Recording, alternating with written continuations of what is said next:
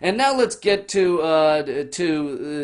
my interview with Peter Joseph, creator of the Zeitgeist movement, which is also has a lot to do with this in the sense that it is the Zeitgeist movement is trying to move past an era of greed and overconsumption into one of sustainability. And I'm just going to read to you this. This is their definition of the Zeitgeist movement.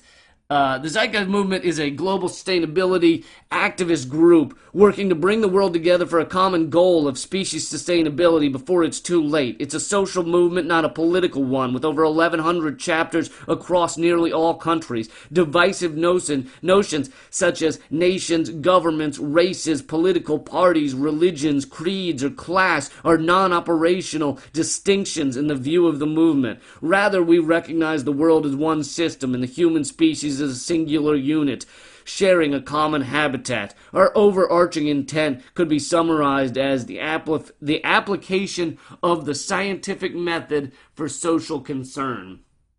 And if you haven't heard of the Zeitgeist movies, just listen to the interview and then go check out the movies.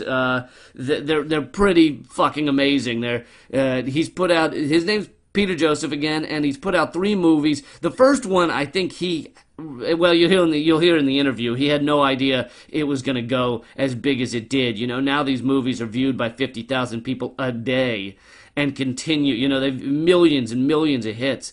And the movies have really touched on something that I think people knew in their soul, in a way. And so these movies have led to an overarching movement.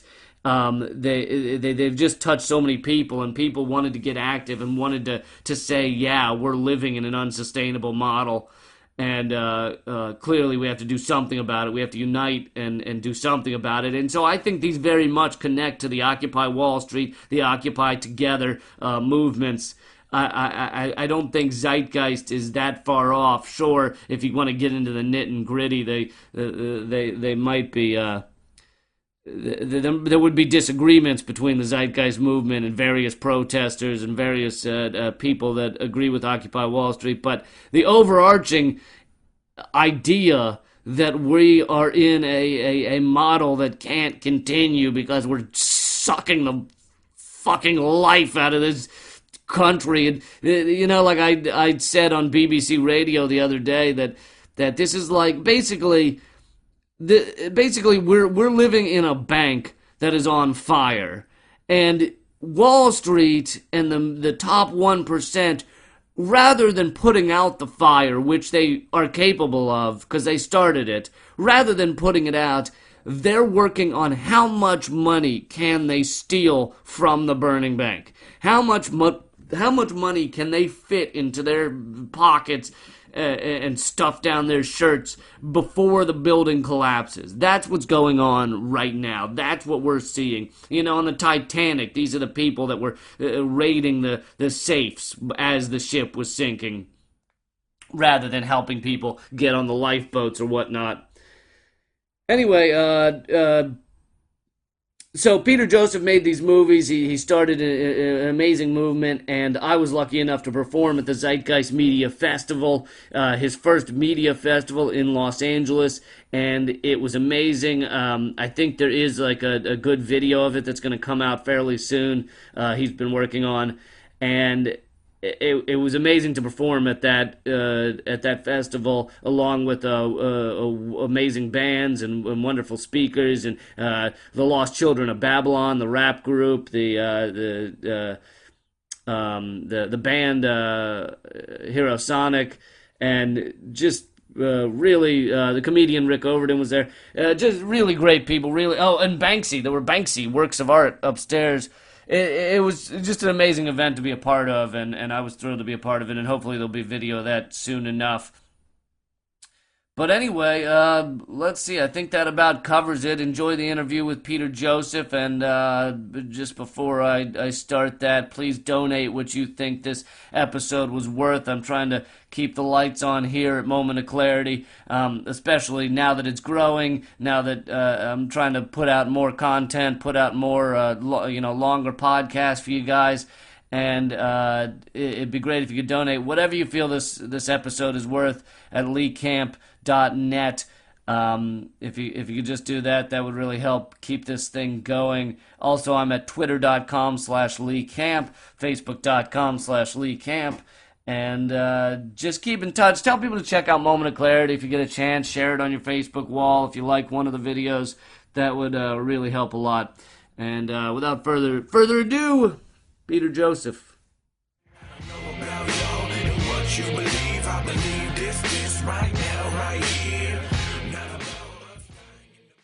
I was wondering. I didn't realize this until I saw the interview you had sent me. But you used to be in Wall Street and advertising and stuff, and I think you said, and you're clearly hoping people will have a revolution of thought. How did yours come about? Because that's a big turnaround. It sounds like.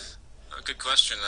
Well, originally I was a musician, but being a musician in New York City, a percussionist as I were, struggled to try to get work, and I wasn't really fitting into the classical world as everyone else was. So I just, expanded out with whatever would pay me, and I got into advertising first, and worked in this, boutique advertising agencies doing music composition and video editing for a number of years, and at that point, I got so frustrated with it, and I always had an understanding of what advertising was. I mean, I did it, I submitted to it, and I tried to get into it. I tried to believe this was the system, but there was always a cognitive dissonance there, so I can clarify that a little bit. Right. And then the Wall Street thing, I got into private equity trading. I did years and years of study on basically just being a trader from home. I thought to myself, okay, I got to get out of the system.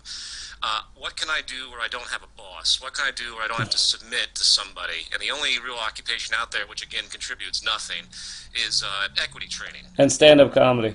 Yeah, sort of, but you still have to rely on people coming to see you. True. Equity trading is completely independent. You just have to, gauge the market. Right. But, so I did all that stuff, and before I had my awakening, if you will, which was, a social awakening of realizing you have to really think in a conscientious way about society, or else you're just going to suffer in the end, especially now more than ever. Originally, I was going to just be an equity trader and travel the world and live in my own little self-contained environment, ignore all the problems. And Right. it just slowly dawned on me, you can't be that way. It's going to come back to haunt all of us. And as I started to pay attention to world events, and again, 9/11 was a big thing. Whatever you think of that event, if you think about this shit happening and what it means on multiple levels, something has to give with the way the world is operating. And that's a rough kind of outline of my awakening. But yeah. You actually got to my second question, which was going to be in the first movie. I mean, it seems like the Zeitgeist, the movies deal with some very broad issues. In the first movie begins with religion, and it's asking for a revolution of thought on very broad issues. And I was going to say that 9/11 actually seems almost small compared to the other issues you deal with, and so I was going to ask you why that became such a centerpiece, considering compared to the other issues, it's not that big. We got to remember that first film was, believe it or not, the first film was actually a performance piece. And you saw my opening at the Zeitgeist Media Festival. That was actually original music and score and performance that was taken from that first film, because I did it live in downtown Manhattan. Right. That wasn't actually supposed to be a movie.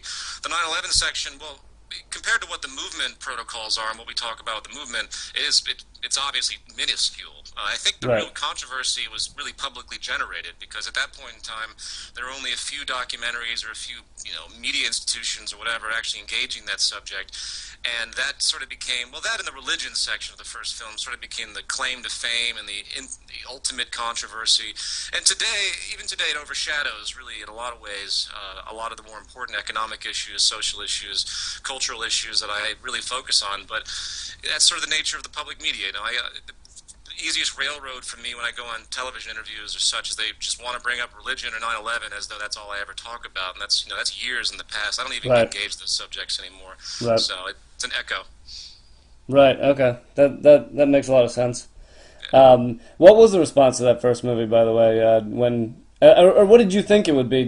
When you put it online, did you think it was gonna go like this? No, well, again, it was a performance piece. It was a catharsis. I was working in advertising and doing all this Wall Street stuff, trying to get out of the system in my own selfish way. And I was like, all right, I want to do something, though, in the midst of this awakening, because I've always been fascinated by religion, always been fascinated by political events, usually within the kind of limits of debate spectrum, you know what I mean? Because people limit themselves into these frameworks that society has imposed upon them, Republican, Democrat, all that stuff. Mm-hmm. And they can't think beyond it. And that's really what the intention was of the first film. So after I performed it, I didn't even think about it. I uploaded it. I didn't have any clearance to anything, by the way. I mean, I had lawsuits threatened out the wazoo because when I uploaded this thing to Google Video in 2007, it wasn't intended to be anything. I certainly wasn't going to make a DVD out of it. I certainly wasn't going to have any kind of larger distribution. But since it just blew up and went viral almost immediately with, initially like 3 million views a month, and then it hit about 50 million views within 6 months, if I remember correctly, before Google canceled all their counters, which was quite mysterious. Right. And it was sitting there at the top of Google Video forever and ever. And you want to know something really funny? It happened, that movie was released not exactly, but right around the time Google Zeitgeist came out with their little political thing, where they had Bill Clinton and all these people coming to these conferences. And I completely overrode Google Zeitgeist in the search engines, which, again, magnified the traffic, too. I mean, Zeitgeist is completely associated with me now. It's Google Zeitgeist is secondary, which is really funny considering their marketing power. Right. But it's also a reflection of the time. There's a massive revolution happening on many different levels right now, and you and I are both very much integral to this, and it's fascinating. But anyway, back to the first film. It was really an experiment, and it was out of my control. I didn't expect to do any of this. Yeah, it just kind of ran wild. Yeah, it did. I mean, obviously, you tapped into something that people, they haven't kind of been able to admit to themselves was there. I think is a lot of it. It's open doors that they have wanted to keep shut and didn't know they were capable of opening, I think. I agree. A lot of the initial responses I got, and I still get, was in emails. They say, "Well, your movie made me feel normal. These are the things that I'd always thought about, but I felt alienated or I felt insane, and your movie made me feel sane." And that's a pretty interesting comment.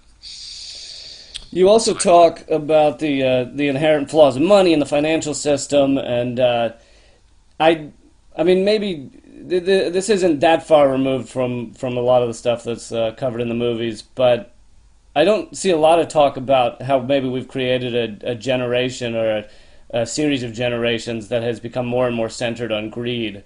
And is that, do you feel that's true, and do you feel that's a huge obstacle in this change of thought? I kind of go a little broader, because people assume that the greed mechanism is an anomaly of this system. My view is that greed is the system, and it doesn't matter whether it's the greed of $300 million a year hedge fund managers or the greed of your general run-of-the-mill 9-to-5 corporate shill who's trying to work his way up the ladder to get that managerial position and all the little perks that come along with that. This system fuels it. Greed is the divine impulse of what the market system essentially needs to keep going. And this is really admitted by all the major individuals like Milton Friedman, but they put it into a different context. They assume that this is a part of our nature, and it really isn't. And that's historically proven by many different other cultures and societies that have existed through history that we conveniently ignore, that function in very egalitarian ways. But no, I completely agree with you. It's more maximized now than ever because of for a few different reasons. There's the deprivation element. We have a more deprived society, a more imbalanced society, to be more specific. The wealth gap is massive. Right. And people, instead of seeing the structural problem, or in fact the psychologically reinforced problem, they assume that they're just supposed to try harder. What did Obama say when he came out a little while back about the economy? He's like, we have to compete harder. Right. And that's really the opposite of what really needs to happen here. The free market, as it were, whatever you want to call it, is fueling everything we're seeing around us, but we're throwing, water on an oil fire, assuming that it's going to actually do something, creating more money to resolve the problem of money. I could go on big tangents about that, but I don't want to do that. To answer your question, the structural and psychological reinforcements of this system perpetuate this greed mentality. And since the public has been brainwashed to assume that becoming rich and famous and having tons of property is the definition of success, they are automatically reinforcing everything that, in effect, oppresses them in the end. Because there's no way within the, quote, American dream, everyone can have everything and the big mansion and everything else. You have to have deprivation and scarcity to benefit the upper 1%. That's just the way the system has been set up. Right, right. You also said the economic in an interview I watched. You said the economic system has an outdated and false assumption of human conduct. Can you discuss that a little more? Well, that goes back to the kind of socially Darwinistic view that people have. You go back to Milton Friedman and the Chicago School. To assume that people are inherently competitive. I mean, people are basically modern sociological advancements have found, like people like Robert Sapolsky and a lot of these very intelligent anthropologists that have come forward recently using the scientific method to evaluate human behavior as opposed to the superstitious views which are dominant today. It's been found that humans are basically a product of whatever the society reinforced. I mean, we have some dark R complex stuff, the lower reptilian brain and fight or flight, all that stuff. If you deprive anybody, they will turn in ways that would seem unethical or would seem, as though they're bad people or whatever rhetoric you want to call it, quote, criminal. But the psychology scientifically is that if you impose on people and you give them an environment that requires certain things for their survival, they will adapt to it. And humans are much more adaptive than anything culturally. Our brains haven't changed that much in thousands and thousands of years, yet our behaviors have changed dramatically. I mean, you go back to a couple hundred years ago, we were in Mexico, they were doing sacrifices, ripping people's hearts out and showing it to them and then eating them, and this was normality for the cultures back then. There's so many different variances that to assume that our human conduct requires the capitalist system, to assume we have to be competitive, these are all false assumptions. They have to be, because the flexibility is there. The real reality is that human nature, if you will, is the kind of the reality that there is no direct human nature at any fixed state.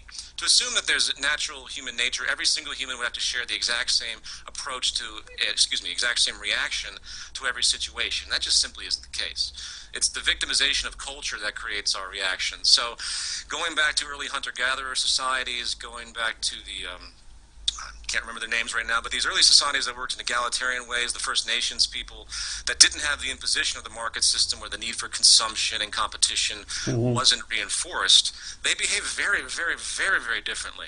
In fact, 99% of human culture has been egalitarian and non-competitive. We didn't have things like massive wars like we do now in history. These are products of our kind of, unfortunate evolution of this competitive model that we've continued to assume. It's tribalistic mentalities. It's outdated because it's tribal. It's assumed that there's not enough to go around, and that's really where the false notion comes from. And with the advent of technology and everything that's been happening, unbelievable levels of efficiency are now possible that could statistically provide for everybody on this planet with a very, very, very profound level of material abundance. But we're stopping that because of these old, outdated notions of what we think the human is and must require.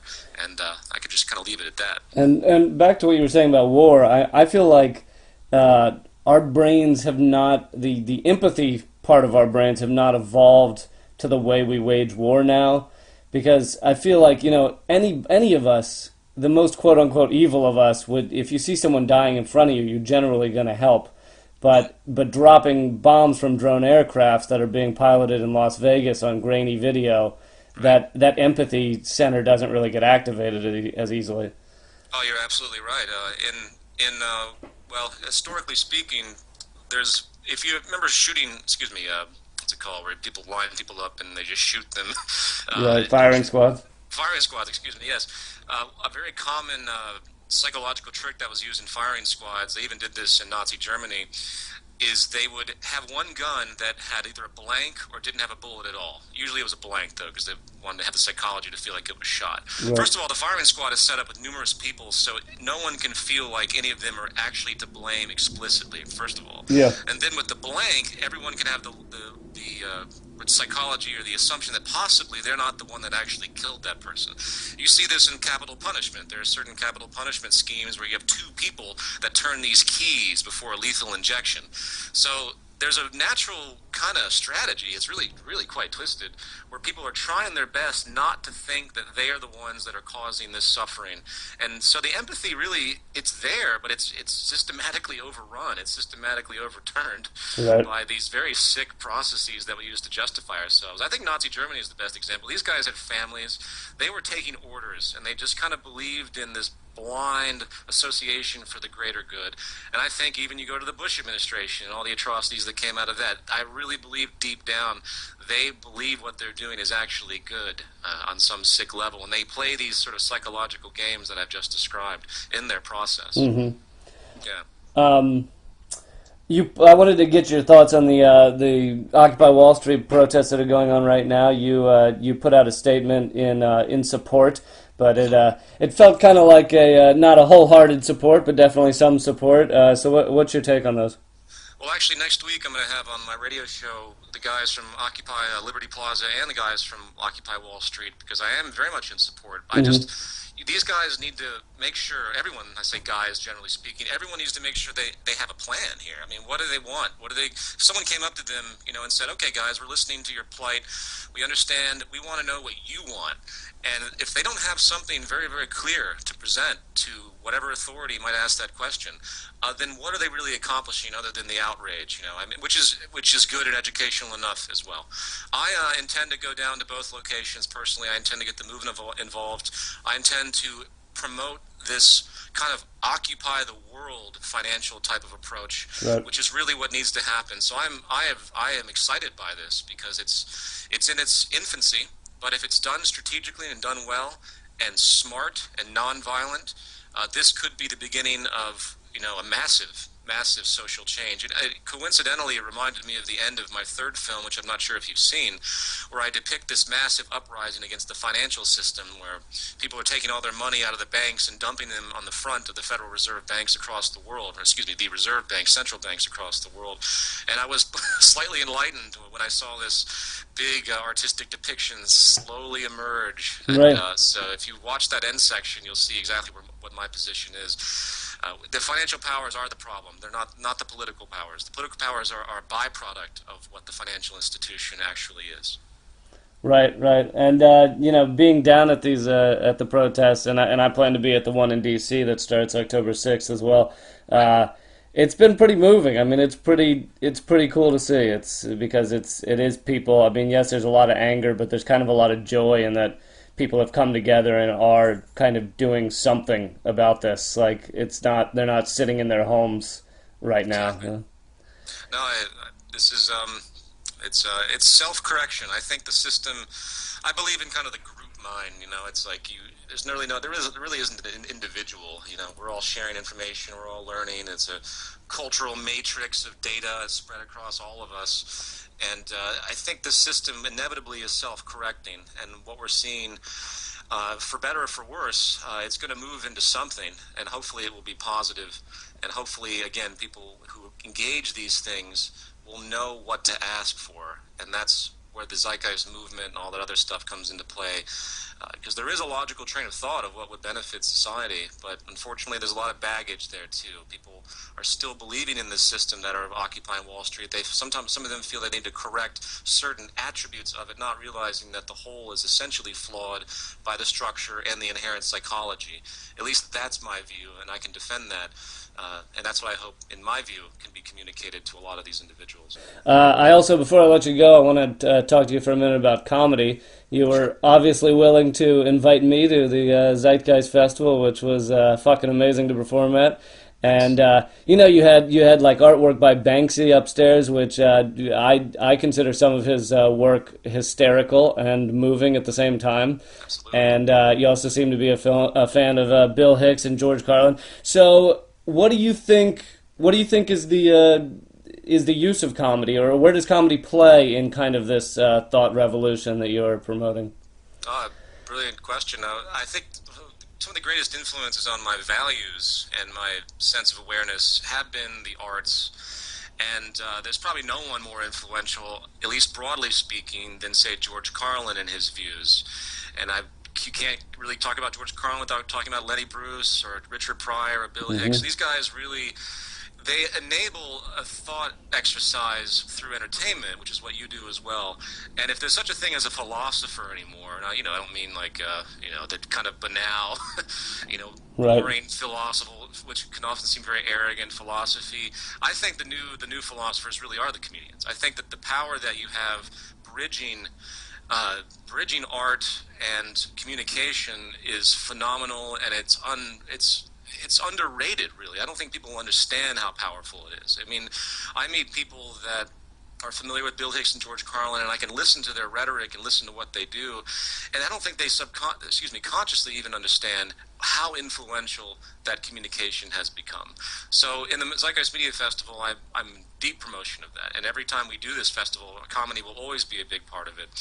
And I couldn't emphasize that more. I think it's a beautiful art form, and I think it's slowly starting to spread too. You can't censor the arts in the way you censor, say, a political theorist or things like that. The arts have this secret way to kind of sneak in, and that's why the whole media festival, kind of was what it was. So I commend you for your work, because it's very, very important. Oh, thanks. Yeah, comedy is definitely the vitamins in the applesauce. You gotta trick people into listening. They don't even realize they're paying attention. Yeah, absolutely. I'm going to ask one more question. This is from an email I got when people heard they'd be interviewing you. One was basically you're incredibly well informed on a lot of topics. Someone was wondering like what you read, who you recommend people pick up other than watching and learning from your stuff. Oh, that's a big question. I mean, I have a whole arsenal of stuff that I've read, both on environmental awareness or economic theory. Trying to think of anything to throw out there. Right. I think if people, I gravitate towards the sociological and scientific, and at least in my work with the movement. So there are some. It'd be funny if you just said Twilight novels and left it at that. That would be great, wouldn't it? People need to just kind of get out there and start to explore. Carl Sagan is probably the starting point of my social awareness. If there's anybody in my media, because he was the first to get out there and really engage the public through his PBS specials, and of course his books are incredible. And you really can't argue with anything that he has to say. And once you begin to read Sagan, you can begin to look at his sources and bibliography and who he comments about, and you start to kind of branch out. And that's kind of the way that my train of thought has worked. And it led me to many different thinkers, from Buckminster Fuller to, of course, Jacques Fresco to Nikola Tesla. And deep within this sort of kind of technical reality comes a social imperative. And that's, I think, the kind of awakening that needs to happen, is we have to think more technically about what's possible and kind of lose the baggage of all our cultural associations. But not to go on that tangent, if there's any name I would throw out there that people should begin to read, it would be Carl Sagan. Okay, very cool. Yeah. He did some amazing stuff. I think that's it for me. I know you're a very busy man, so I don't want to keep you forever. Where's the best place for people to watch the movies if they haven't caught them and keep up with everything Zeitgeist? Well, there's the zeitgeistmovie.com. That's the hub where all the film series is posted, and people can download the DVD torrents and everything else. So zeitgeistmovie.com, and of course the movement is just the zeitgeistmovement.com. And that's where we're doing a big update right now. A whole new site's going to be created. But those are the two main sites. So, yeah. Cool. Check them out. Thanks a lot, Peter. I really appreciate it. Thanks, Lee. Appreciate it. Take care. We got no plans at all. Evil man's always transcending. Follow like sheep, swallow everything. Always simpletons or pretending.